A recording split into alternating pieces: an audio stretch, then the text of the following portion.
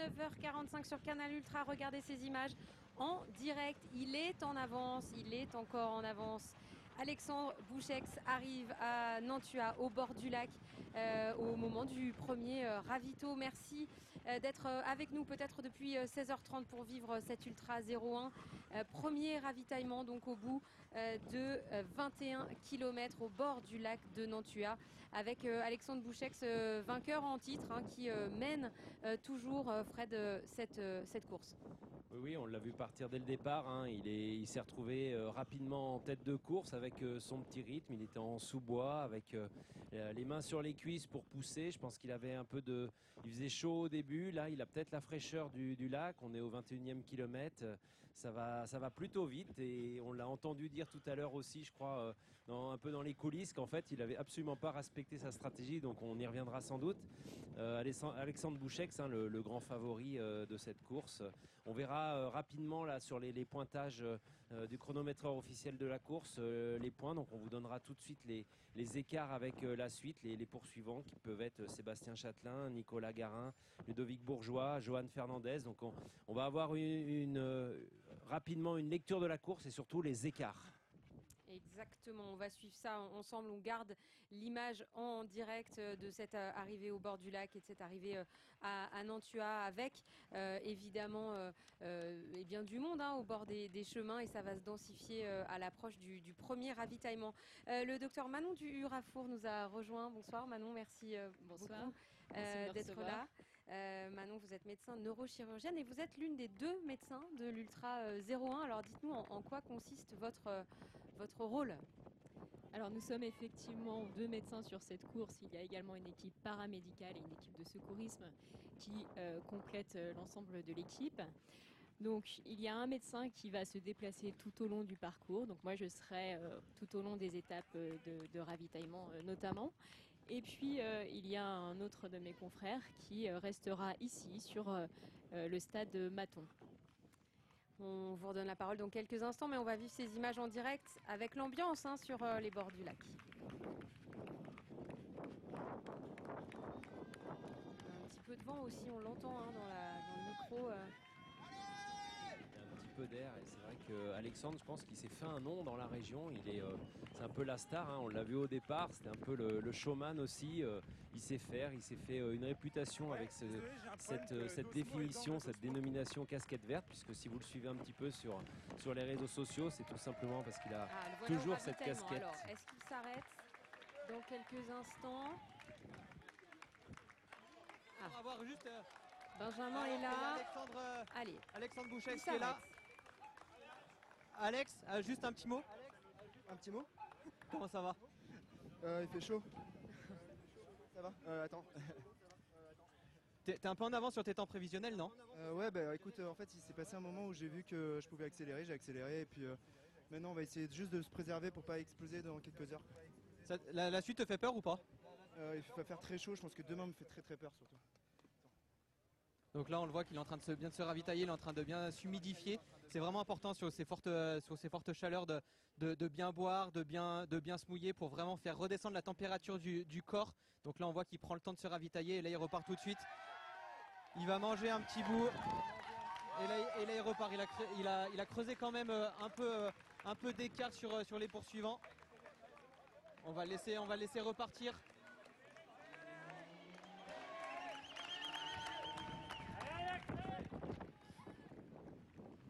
Bravo, je vais te laisser là. Voilà, ravitaillement. Et on était avec la première équipe en relais. Comment ça s'est passé ce premier relais? Tu étais tout le temps avec Alexandre? On a fait les 2-3 premiers kilomètres ensemble. Puis après, il m'a dit bon, je vais y aller tranquille dans la montée. Du coup, j'ai accéléré un petit peu et puis finalement, il revenait tout doucement. Je l'entendais un peu de loin. Et puis à la fin, à la descente, il me mettait la pression. Je me suis dit oh, quand même, j'arrive devant. Et puis ça s'est bien passé et c'était cool de faire un morceau avec lui en tout cas. Je pense que pour lui aussi, ça lui a apporté énormément de pouvoir courir un moment avec toi, parce que là, il va se retrouver avec ton collègue. Qu'est-ce que vous visez finalement en termes de position? Parce que là, vous êtes en tête maintenant. Est-ce qu'il y a un maillon faible, on va dire, dans l'équipe qui va craquer potentiellement, ou est-ce que vous êtes tous du même niveau? Alors on a une équipe très hétérogène, mais je pense que les gars, ils vont faire le boulot, ils vont tenir. j'aurais donné une petite avance. Je ne sais pas trop où ça se situe derrière.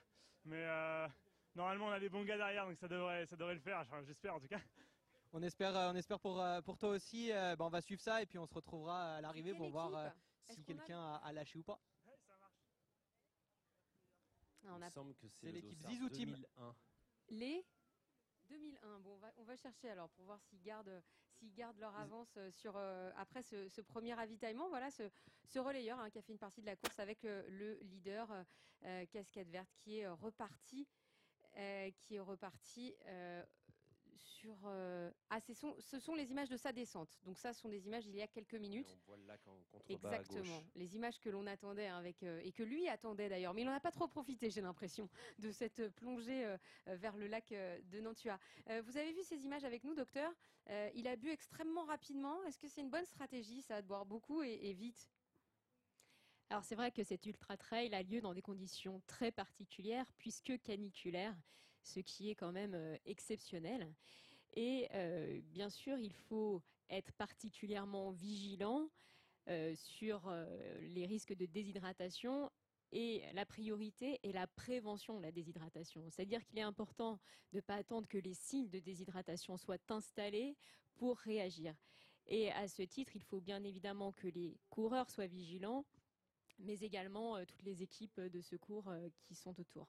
Donc il a effectivement très bien fait d'avoir ce réflexe de pouvoir s'hydrater et de s'asperger le corps. Aussi, hein, se mouiller un peu la tête pour rafraîchir autant que possible. Il a mangé, je crois, j'ai vu un quartier d'orange assez rapidement, pas grand-chose. Hein. C'est pas encore tout à fait l'heure de se restaurer vraiment.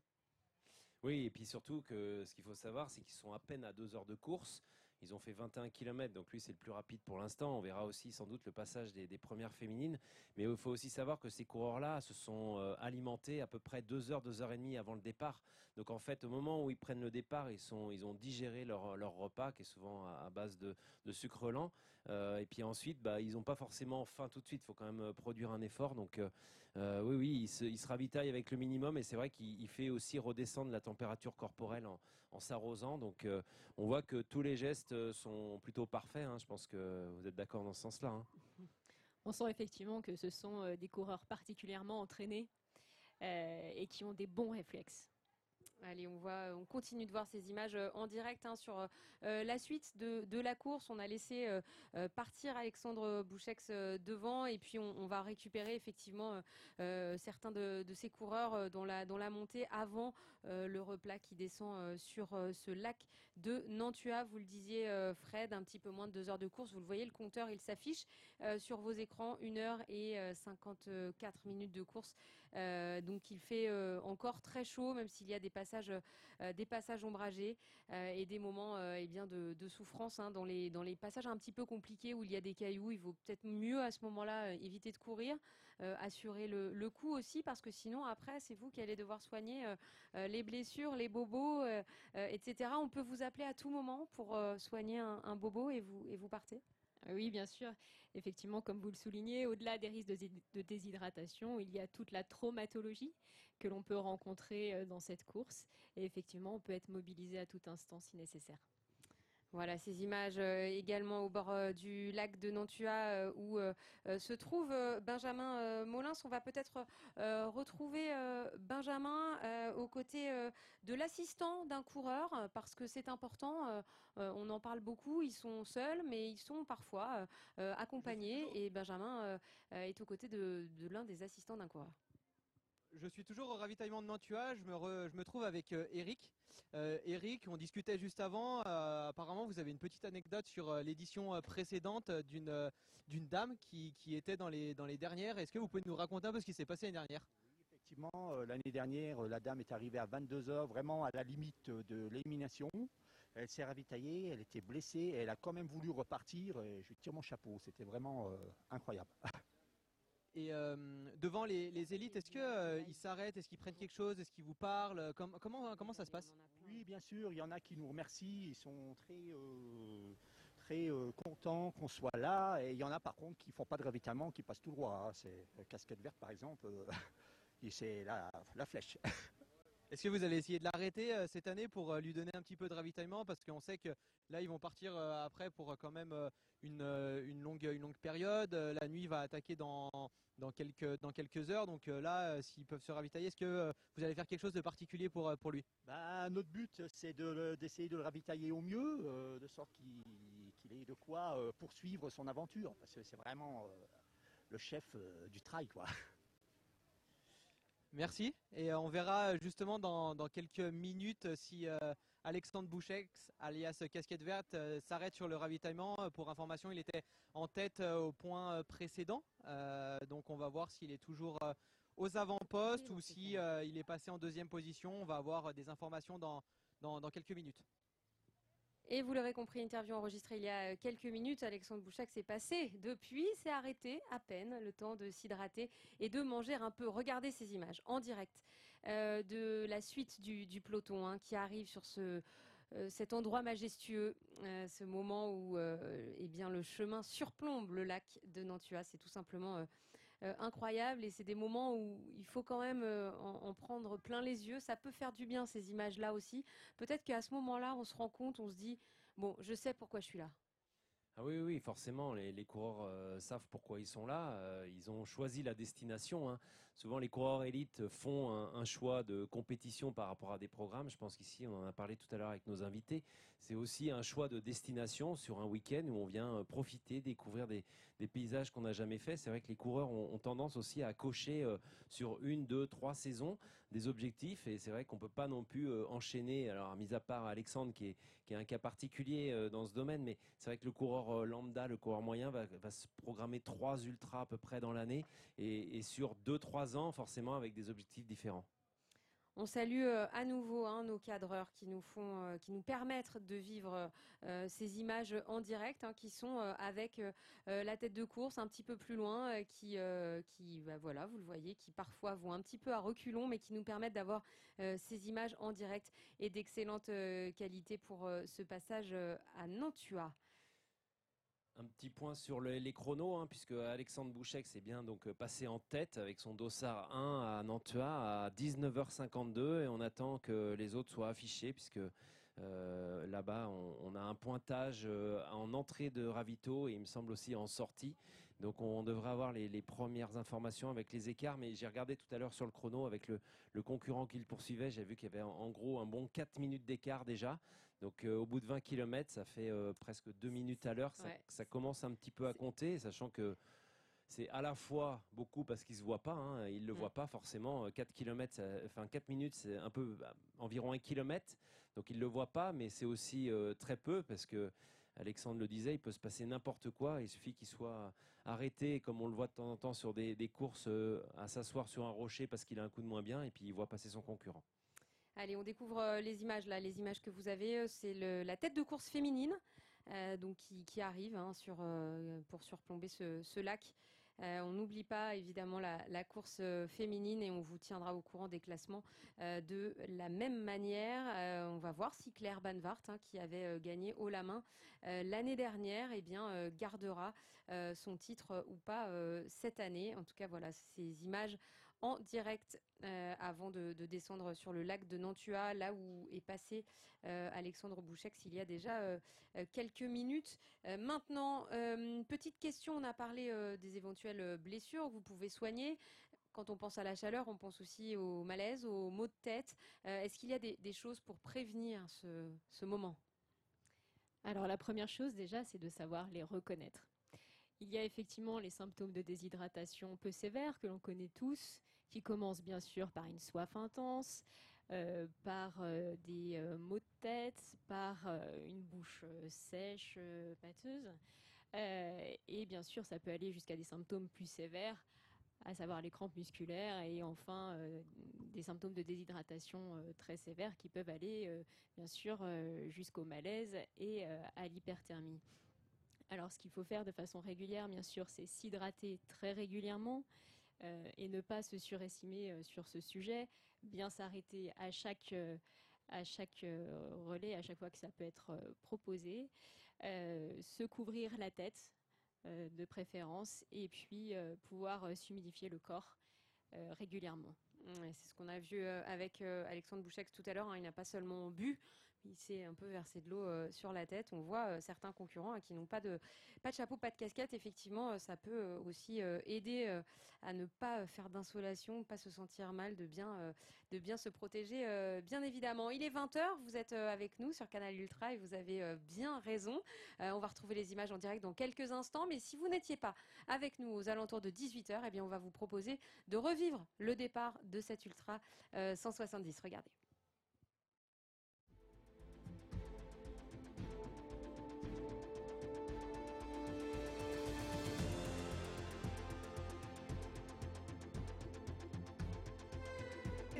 Ouais, on va essayer de gérer un petit peu vu les chaleurs qui sont annoncées. Il faut pas partir trop fort. Il faut essayer d'en garder un petit peu. Après, on peut pas non plus faire des réserves, donc il va falloir gérer. Si je suis bien, j'accélère. Si je vois que ça devient dur, je ralentis, mais j'ai pas de stratégie de temps. Je sais, on verra. Il va falloir être vigilant sur le premier tir de course avec la chaleur. Peut-être profiter de la fraîcheur pour faire l'effort à ce moment-là. Et puis après, il faudra serrer les dents. On vise toujours la première place. On verra bien après avec la chaleur, on verra comment ça se passe. Mais déjà, tant qu'on se fait plaisir, c'est le principal. J'ai plus peur des 170 km que des 35 degrés de demain. On verra à l'arrivée. Challenge pour tout le monde, de toute façon, c'est d'arriver au bout. Donc c'est déjà ça le premier objectif.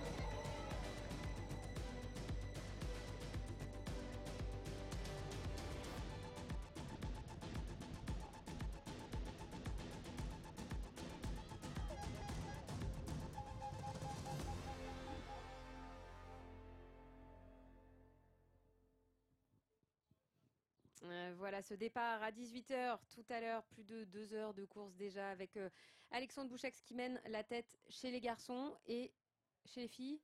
Fred. Alors chez les filles, on vient d'avoir l'information avec celle qu'on voit à l'écran depuis tout à l'heure. C'est Caroline Sébert qui mène la course depuis le départ, parce que c'est elle aussi qu'on avait vu aussi à nos images dès le début. On va refaire un petit point aussi donc à ce kilomètre 21 à Nantua, où Alexandre Bouchex est passé à 19h52, suivi de Sébastien Granger à 19h57, donc 5 minutes après, tout rond.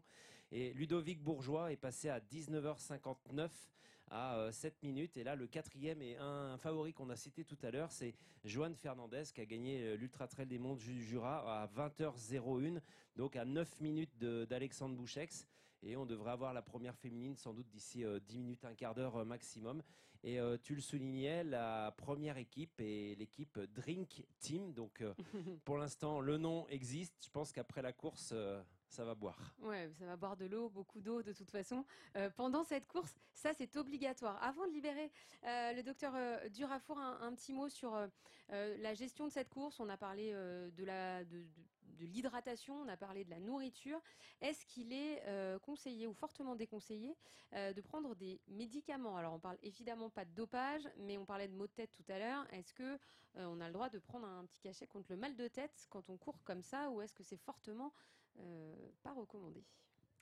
Alors l'automédication, je sais, est courante chez les coureurs. Pour autant, elle n'est pas anodine. La plupart des médicaments utilisés sont des traitements anti-inflammatoires. Donc les traitements anti-inflammatoires régulièrement pris, c'est le kétoprophène, l'ibuprofène qui est assez couramment utilisé. Pour autant, ces médicaments pris à dose importante peuvent avoir des effets sur le système digestif et peuvent notamment être responsables d'ulcères gastro-duodénaux par exemple. Et enfin, ils peuvent avoir également une action sur la fonction rénale. Et ce, d'autant plus dans un contexte de déshydratation. Donc j'ai envie de dire que les anti-inflammatoires sont à proscrire durant ce genre de course. Et en plus, lorsqu'on prend des anti-inflammatoires qui vont indirectement baisser la douleur, on va aller toujours plus loin et peut-être pas écouter son corps et risquer la blessure. Voilà, et risquer aussi. la blessure. Merci beaucoup en tout cas d'être passé nous voir. Bon courage à vous aussi pour cet ultra, puisqu'on l'a dit tout à l'heure, hein, vous êtes l'une des deux médecins de la course et que vous pouvez être amené à aller sur les bases de vie, sur les ravitaillements pour porter assistance aux différents coureurs qui pourraient en avoir besoin. Merci en tout cas d'avoir été avec nous ce soir. Merci pour votre accueil. Merci à vous. Est-ce qu'on pourrait retrouver Benjamin peut-être? Non, on ne peut pas retrouver Benjamin tout de suite. On ne peut pas remettre d'images en direct alors qu'on les voit, hein, les images, la tête de la course féminine, mais allez-y, avec grand plaisir. Voilà, Caroline Sébert qui mène cette course dames, voilà, parce que eh bien, elles sont quand même un certain nombre au départ. Elles étaient nombreuses tout à l'heure, on en a eu d'ailleurs pas mal hein, au micro de Benjamin, avec pour la plupart d'entre elles, Fred, cette envie et pratiquement cette seule envie de revenir là demain et de repasser sous l'arche. Oui, c'est ça. Hein, alors j'ai regardé la start list tout à l'heure. Il y a plusieurs nationalités en plus. Hein, il y a des Suisses, des Belges, des Italiennes, des Françaises bien sûr. Et comme nous l'expliquait Lucie, elle allait avoir cette image. Elle est partie de cette arche et en fait toute la course, elle allait avoir cette image de l'arche en se disant il faut que je la franchisse, il faut que je la franchisse, il faut que je la franchisse. Et c'est vrai que mentalement, c'est aussi un moyen de se motiver quand on est dans le dur au moment de la course, de visualiser cette arche et de se dire ben, voilà, il faut que j'y arrive. J'ai un passage à vide, j'ai un coup de moins bien, je suis dans le dur à ce moment-là. Tous les coureurs d'ultra connaissent cette période-là, ils ont cette phase où ils vont, et après ça revient par une phase d'euphorie. Donc c'est des passages à vide, quand les gens se connaissent, eh ben, ils l'acceptent, ils vont marcher 1 heure, peut-être 2 heures, et puis en fait après ça va revenir. Voilà, naturellement, c'est le corps, c'est des fois ils sont aussi victimes d'hypoglycémie, donc un manque de sucre, mais là, le coup de barre. Voilà. Ils arrivent au ravitaillement, donc ça va être le meilleur moyen d'éviter ce coup de barre, hein, de s'hydrater, on l'a dit, de s'alimenter en arrivant à Nantua, 21e kilomètre, et puis ensuite il y aura cette deuxième portion qui va les emmener jusqu'à Breno. Ça va être cette portion où pour la plupart d'entre eux, on va commencer à voir eh bien, le soleil tomber, les couleurs changer, la température peut-être aussi. Alors on le rappelle, il fait très chaud évidemment, mais on va perdre des degrés quand même. Et ça, il va quand même falloir les gérer aussi un petit peu au fil du temps, à mesure que la nuit va arriver. Oui, on va passer d'à peu près 400 mètres au niveau du lac de Nantua à 1000 mètres assez rapidement. Donc on va se retrouver sans doute sur des températures beaucoup plus agréables cette nuit. Après, les coureurs vont cheminer sur un long plateau, toujours autour de 1000-1200 mètres, pour passer d'ailleurs Breno, comme tu le rappelais, après le replat, après Valserone. Et ils vont redescendre dans la vallée pour après attaquer la deuxième partie de course. Allez, on va retourner du côté du ravitaillement à Nantua, hein, parce qu'il y a des coureurs qui arrivent les uns après les autres. Et Benjamin est là pour assister à tout ça.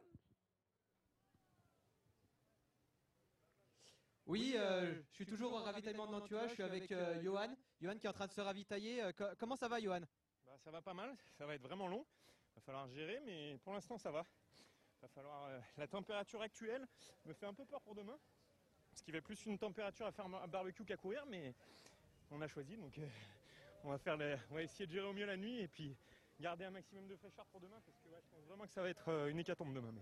Est-ce que tu t'es préparé pour la chaleur? Est-ce que tu as fait des choses particulières pour préparer à ça? Ouais, c'est difficile, il n'y a pas grand chose à faire. Donc non, rien de particulier. On va essayer de bien s'hydrater, ravitailler un peu plus salé pour retenir un peu d'eau et puis serrer les dents.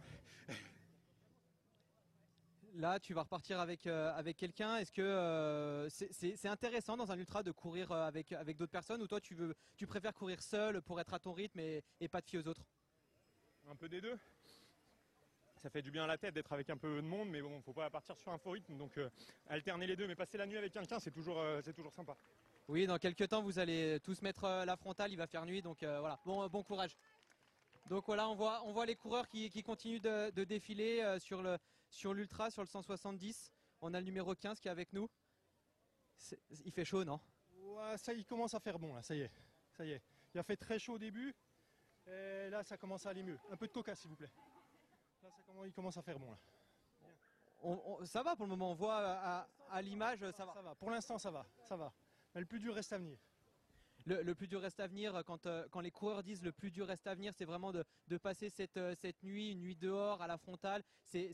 On sait que c'est dur, on sait que passer la nuit à courir c'est compliqué. On a souvent des sensations de fatigue, on a envie de dormir, alors que voilà, c'est pas forcément indispensable de dormir, mais je pense qu'il faut aussi s'écouter. Si on a besoin de dormir pendant la nuit, il faut dormir un petit peu, peut-être se poser 5 minutes, faire ce qu'on appelle des micro-siestes. Les micro-siestes, c'est des choses qui marchent très bien. Je pense que Fred en a parlé un petit peu tout à l'heure à l'antenne. C'est quelque chose qui permet de régénérer le corps et vraiment de repartir dans des bonnes conditions. Donc voilà, la nuit est pas gérée par tout le monde pareil. C'est en fonction des personnes. Certains ont besoin de dormir, d'autres ont besoin de continuer, de marcher, d'aller plus tranquillement. Et voilà, quand les coureurs évoquent le plus dur reste à venir, ils nous parlent de la nuit.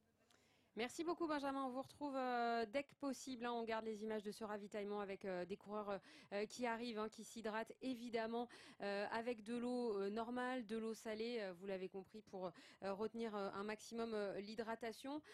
Donc voilà, cette partie, hein, ces 21 premiers kilomètres avec cette première ascension de 600 mètres de dénivelé pour rejoindre Apremont, et puis ensuite ce plateau d'Apremont et la descente sur les bords du lac, et puis ensuite ce que je disais tout à l'heure, hein, direction Breno. Ça va être la deuxième partie de cette ultra avec 1200 mètres de D+, deux côtes assez sévères, hein, pour arriver à Breno, une grande ascension sur 6 km avant d'arriver à cette première base de vie de Breno, où les temps de passage sont annoncés aux alentours de 22 heures pour le premier coureur. On l'a dit tout à l'heure, Fred, Alexandre Bouchek, c'était un petit peu en avance. On va voir s'il réussit à garder son rythme et à rester sur cette avance avant le deuxième ravitaillement.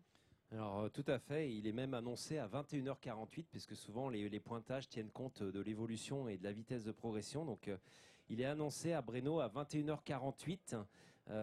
Sébastien Granger et lui annoncé à 21h57. Donc on voit qu'il est en train de creuser les écarts puisque les estimations tiennent compte de sa vitesse de progression. Et après on a un top 10 assez dense avec Johan Mill qu'on a vu tout à l'heure en interview, le dossard 5 là, qui est actuellement 8e à 15 minutes d'Alexandre Bouchex. Et puis la première féminine toujours à l'écran là qui trottine à son petit rythme. On voit que ça avance quand même, ça avance bien même.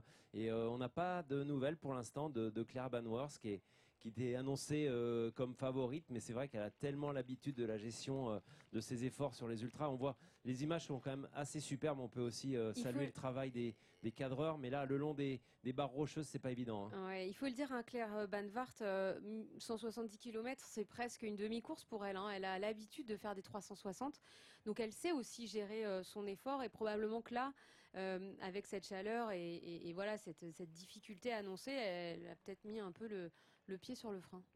Elle, c'est quelqu'un qui fait vraiment de l'ultra-endurance, hein, pour que les gens qui connaissent souvent l'achèvement, on va dire l'aboutissement d'une carrière ou d'un objectif d'un trailer, c'est d'aller vers les ultras, donc ces distances de 100 km et au-delà de 100 km. Et Claire, elle est vraiment habituée à 100 et jusqu'à, comme tu le dis, 200, 250, 300 km.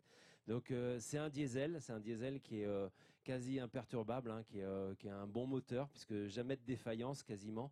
Et puis elle va toujours au bout, on la voit toujours arriver et finir ses courses comme Alexandre. Donc on lui souhaite le meilleur, mais pour l'instant, petite surprise, c'est Caroline Seber qui mène cette course. Donc on va l'avoir passée, on l'aura sans doute en interview dans quelques minutes parce qu'on voit que le lac se rapproche. Ouais, le lac se rapproche, hein. Elle l'a pour le moment sur sa gauche, elle l'aura ensuite sur sa droite, et c'est bien là qu'elle s'en approchera. On va essayer de tenir pour vous proposer eh bien, le premier passage de la première femme, la tête de course féminine sur Canal Ultra. N'hésitez pas, hein, à partager vos réactions, vos photos, vos vidéos. On essaiera d'en passer le maximum. On n'est qu'au début de notre histoire. On a encore une émission tout à l'heure à 23h45 où Benjamin sera du côté de Valserone pour le départ du 100 km et on vous permettra de revivre ces moments parce que cette course, certes, c'est une course avec les élites dont on vous parle depuis tout à l'heure, mais c'est aussi votre course, c'est aussi votre défi et ce sont des belles images de dépassement de soi qu'on aime voir. Ces images d'ambiance aussi du côté de Nantua.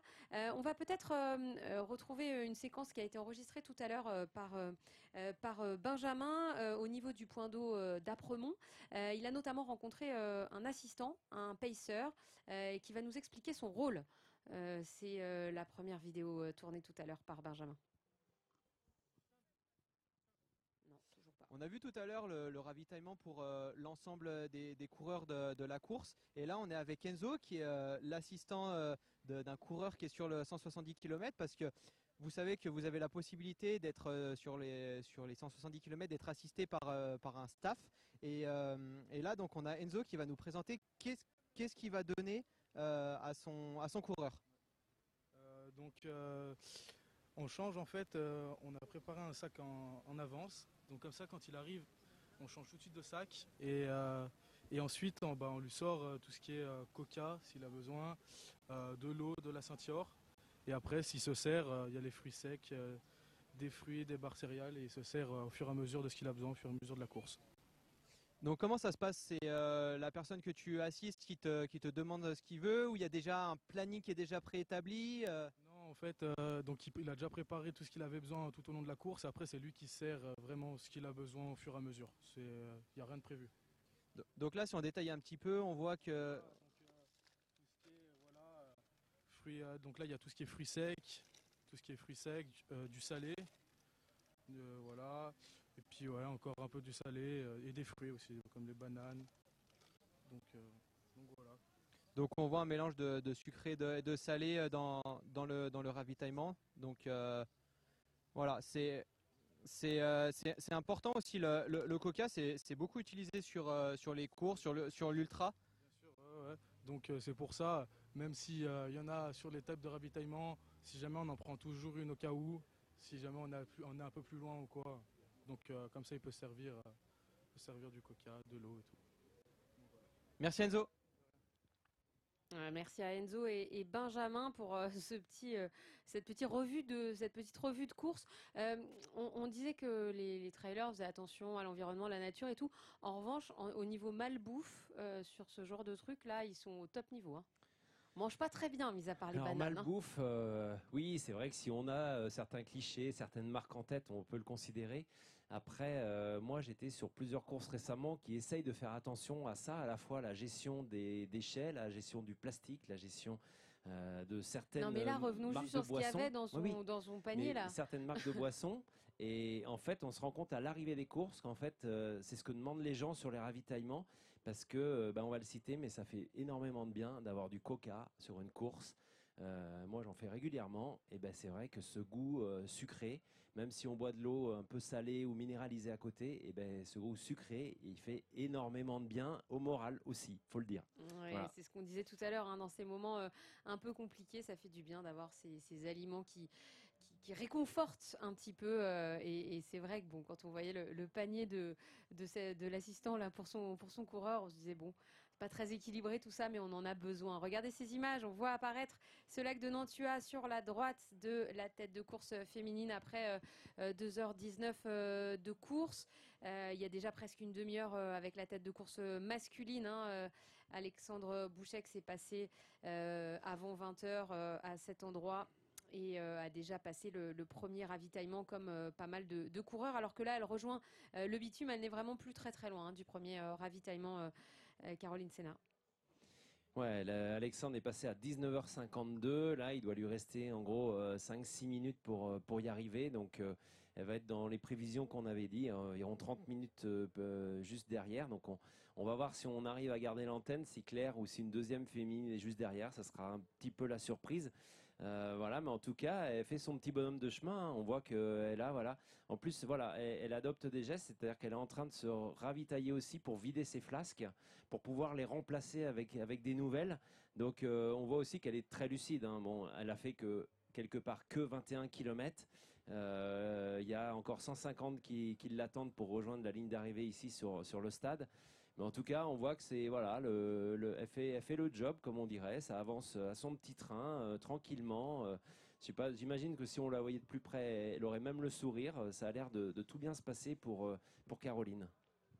Oui, on va l'attendre. Hein, on va attendre qu'elle passe au ravitaillement. Peut-être qu'elle dira un mot à Benjamin dans quelques minutes. Hein. Elle est le long de la route, elle va rattraper le petit chemin qui va longer le lac dans quelques instants. Elle qui avait fait 11e à l'Ultra Trail du Jura l'année dernière au mois de juin et qui voilà, mène la tête de course depuis le début sur cette Ultra 170. En attendant qu'elle arrive au ravitaillement, peut-être regarder le profil de ce qui attend nos coureurs après Nantua. Ce moment où eh bien, il va falloir rallier Breno avec, je le disais tout à l'heure, 2 côtes qui vont être assez importantes jusqu'à cette base de vie. Voilà le parcours, vous le découvrez sous vos yeux. 36e kilomètre, Breno. Là, je pense que les coureurs seront toujours pas dans la nuit. Hein, ça sera juste vraiment la fin de soirée et ils commenceront à sortir les frontales pour la tête de course à cet endroit-là. Puis ensuite, après, voilà, ils vont s'enfoncer dans la nuit pendant. Bon, on est aujourd'hui quasiment sur le jour le plus court de l'année, hein, donc ils vont avoir la nuit de. La nuit qu'ils attendent tous ne va pas durer très très longtemps. Ouais. Là, il va falloir voilà 20 km, avaler 20 km à nouveau, 1200 mètres de D+, la montée des Monts-d'Ain. La grande ascension de 700 mètres de D+, en 6 km, elle va être compliquée à tomber de nuit celle-ci. Et puis 2 côtes assez courtes mais assez raides juste avant Breno. Alors qu'on va revenir peut-être sur ces images, voilà, ce soleil qui va se coucher sur le lac. On en prend plein les yeux aussi, hein, et j'espère que vous aussi vous appréciez ces images avec la première féminine après 2h22 qui s'approche de Nantua, en tout cas du ravitaillement. Elle est le long du lac, elle ne devrait plus tarder maintenant et on imagine hein, qu'elle va être attendue, qu'elle va être applaudie parce qu'il y a du monde du côté de Nantua. Vous avez été entendu, Fred, hein, quand vous avez dit qu'il fallait y aller. Regardez le nombre de voitures garées le long du parcours. Ça veut dire qu'il y a pas mal de gens, pas mal de familles, j'imagine, qui sont là aussi pour encourager tout le monde avant que la nuit ne laisse nos trailers un peu seuls. Alors Caroline Seber, hein, je l'avoue, mais c'est une coureuse que je découvre parce que je ne l'avais jamais vue sur des courses. Et par contre, le palmarès est plutôt intéressant. Alors il me semble qu'elle a quand même habité longtemps en Amérique du Sud parce que depuis 2016, elle fait toutes ses courses au Chili. Elle l'a dit tout à l'heure, hein, voilà, on l'a eu en interview. Ouais. Elle a dit 6 années passées au Chili avec là aussi des dénivelés forts et des montagnes assez hautes. Donc elle a dû avoir cette expérience-là aussi. Et elle détient, pour ceux qui connaissent la course, elle a fait quand même 2e au Tarawera Ultramarathon en Nouvelle-Zélande, donc c'est un 100 miles. Elle a fait 11e, tu le disais, au Scratch de l'Ultra Trail des Monts du Jura en 2021, mais elle l'a gagné chez les féminines. Et puis cette année, elle a participé au Mute sur le 59 km. Donc elle a à la fois une expérience de la montagne, elle a une expérience des longues distances. Donc est-ce qu'on va assister à une surprise ? Eh bien, ça serait une belle surprise en tout cas.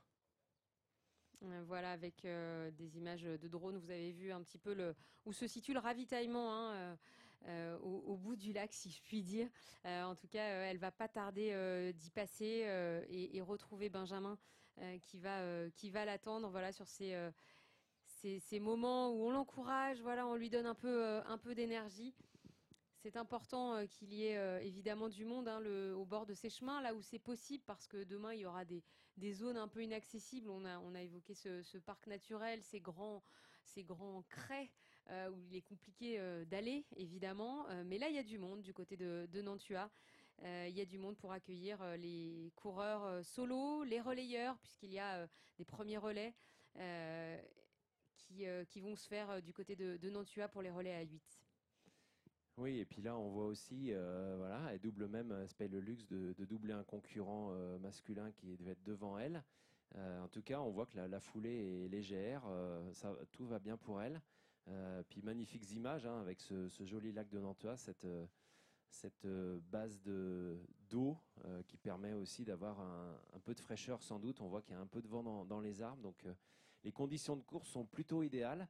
Et c'est vrai que quand on voit ces images et qu'on voyait tout à l'heure Alexandre Bouchex et d'autres concurrents là un peu sur les plateaux enchaîner ces petits singles et tout, ça donne vraiment envie de courir. Et c'est par rapport à ce qu'on disait, c'est aussi un ultra qui va s'inscrire petit à petit dans le temps. Il y a 2 distances phares, le 170 et puis le 100 km qu'on suivra à minuit hein, pour un départ en direct. Mais le 100 km, il pourrait à terme intéresser des des gens qui préparent les grands ultras de l'été, parce qu'il a un profil plutôt, on va dire, roulant dans notre jargon, puisque souvent c'est plutôt 100 km pour 10 000 mètres de dénivelé, et là on est sur des formats plutôt inférieurs, autour de 7 000 mètres. Donc c'est hyper intéressant pour préparer les échéances suivantes. Et puis vous voyez, vous êtes en pleine nature, vous êtes vraiment dans un environnement qui mérite d'être découvert, parce qu'ici il y a vraiment de très beaux trésors. Il y a des trésors de paysages, il y a des trésors culinaires, évidemment. Il faut aller écouter les quenelles de Nantua, bien évidemment. Alors, pas pour nos trailers ce soir, hein. C'est pas possible, mais pour vous, si vous venez par ici, regardez, il y a du monde. Peut-être qu'on va laisser vivre, laissons vivre les images avec l'ambiance.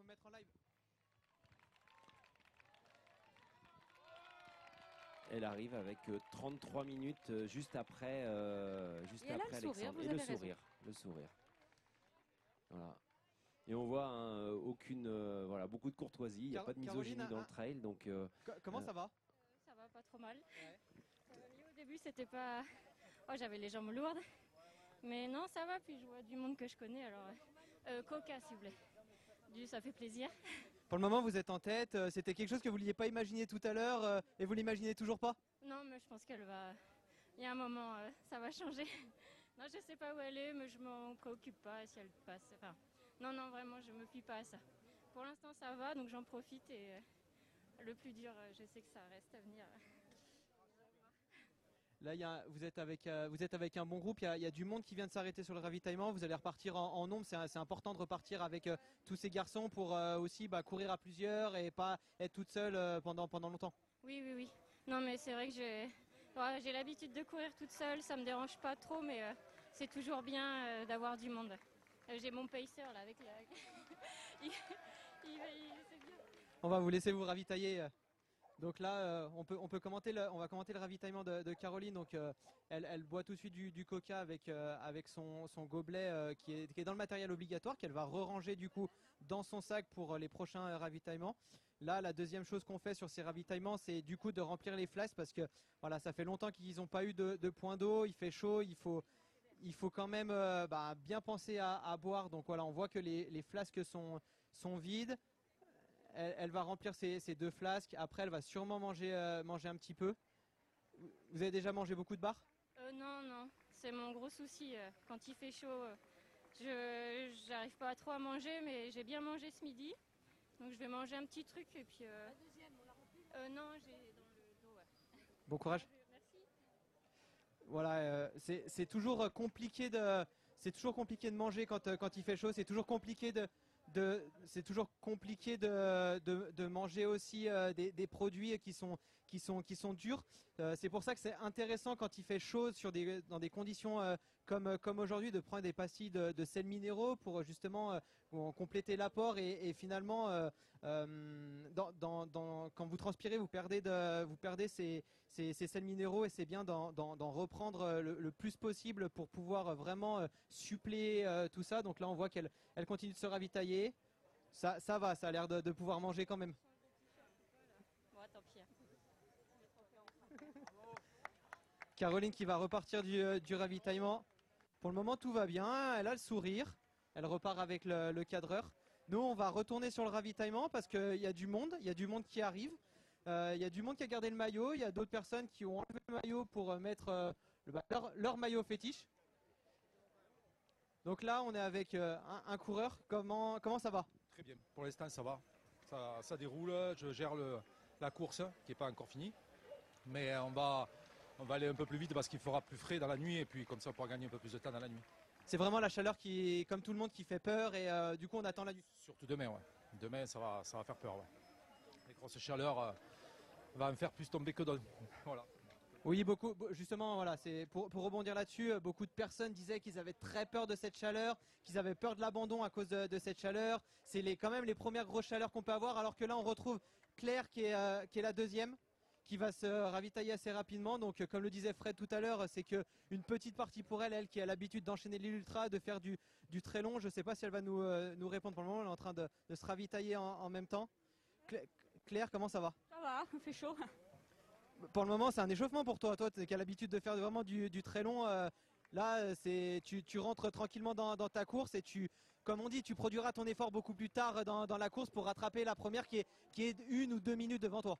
Oh, je me fais pas trop de soucis, c'est long, il reste 150 km, donc même si elle était 1 heure devant moi, je m'appellerai pas plus que ça. J'ai juste pas de jambes, c'est tout, mais c'est normal. Mais ça va revenir souvent sur Ultra. Des fois, la mise en route est compliquée et les jambes. Donc voilà, pour le moment, on a les informations que Claire n'a pas des super jambes au début. Mais voilà, comme elle a dit, il reste 150 km. La route est encore longue. Il y a 1 heure à passer. Une journée encore à minima dehors avec des grosses chaleurs. Donc là, voilà, elle prend le temps de bien ravitailler. Elle mange surtout du salé. Donc c'est vraiment là, les coureurs mangent vraiment ce qu'ils ont envie de manger en fait. Donc là, on voit qu'elle repart avec beaucoup de saucissons qu'elle va mettre dans son sac pour pouvoir en manger plus tard. Elle est repartie assez rapidement parce que là on voit encore des coureurs qui étaient arrivés juste devant elle. Là elle a dû doubler environ 10 coureurs, donc on parle plutôt d'un ravitaillement express pour Claire, alors que d'autres personnes prennent un peu plus le temps. Là on voit que les coureurs s'humidifient énormément, ils ont tous très chaud. On va aller voir un autre coureur. Comment ça se passe pour le moment ? Je sais pas, c'est un peu compliqué pour mon pote là. Il a souffert de la chaleur à Promont.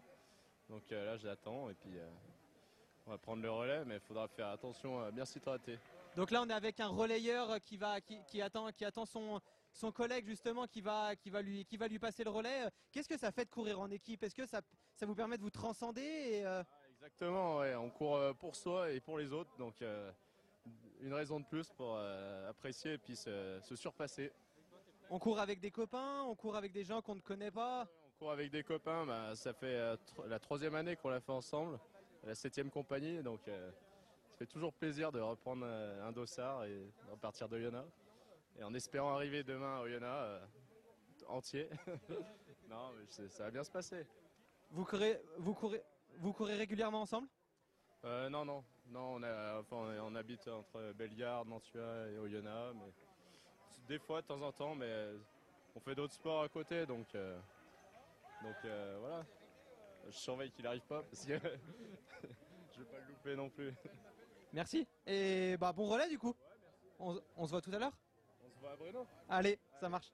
Allez, merci beaucoup Donc Benjamin, merci de nous avoir fait vivre ce grand moment de ravitaillement où vous avez vu passer la tête de course masculine, les 2 premières chez les féminines. On va pas tarder nous de rendre l'antenne, on va faire un tout petit point classement avec Fred chez les garçons. Tout d'abord avec donc on le disait Cascade Verte qui mène cette course. Alors Alexandre Bouchex passé à 19h52 à Nantua, suivi de Sébastien Granger à 5 minutes, tout rond derrière en 19h57. À 19h59, on avait Ludovic Bourgeois, puis suivait Johan Fernandez, Nicolas Garin, et puis après on peut citer le top 10, ça leur fera plaisir, Alexandre Champeau, Baptiste Richalet, Johan Mille qu'on a eu à l'antenne avec Benjamin, Maxime Baranzelli, et le top 10 se clôt avec Thomas Posty qui est passé à 20h09, donc 17 minutes après Alexandre Bouchex. Et chez les femmes, on a donc, on l'a vu, Caroline Seber qui compte uniquement 4 minutes d'avance sur Claire. Elle est passée en 34e position au classement de Scratch et Benjamin nous a donné une information importante, c'est que elle est repartie en doublant peut-être une dizaine de garçons, donc elle a sans doute ce différentiel de 4 minutes, mais elle est peut-être juste à 2-3 places derrière, elle est peut-être autour de la 36e, 38e place. Donc il est probable qu'on puisse vous donner de nouvelles informations quand on reprendra l'antenne à 23h45. Ah non, mais il n'est pas probable, Fred, c'est qu'on va donner des informations à 23h45. Sinon, oui, mais est-ce qu'on aura un changement? C'est ça. On verra bien. En tout cas, on sera là pour vous dire, pour vous raconter tout ce qui va se passer d'ici 23h45. Vous donner des nouvelles, évidemment, de cette Ultra 170. Et puis surtout, pour vivre ensemble le départ du 100 km depuis Val-Serone. Benjamin sera là-bas. Il nous fera des petites interviews d'avant-course et nous, on vous racontera tout ce qu'il s'est passé depuis 18h. Vous suivez bien nos réseaux sociaux, Instagram, Facebook, le site internet de l'Ultra pour avoir toutes les informations concernant ces lives et vous continuez à partager vos réactions, vos photos, vos vidéos avec le hashtag Ultra01. Merci de nous avoir suivis depuis 16h30 déjà tout à l'heure. Merci Fred. Petite pause pour nous, ravitaillement aussi très probablement et puis on se retrouve à 23h45 8h45 pour vous faire vivre le départ de ce 100 km. À tout à l'heure.